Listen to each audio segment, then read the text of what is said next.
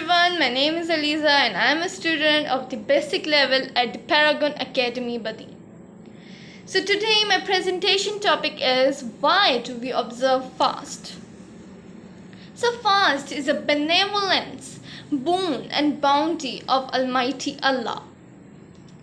It is obligatory for all the Muslims, men and women, to observe fast in this holy month of Ramadan.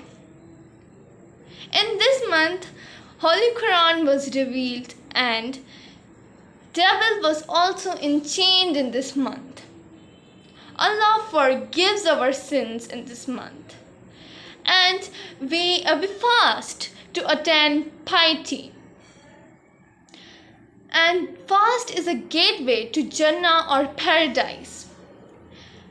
When we fast, we feel the pain and pangs of hunger and thirst, and we realize how poor people live their life without food. And when we fast, Allah becomes happy with us. And we observe fast before dawn and break it after dusk. Thank you so much.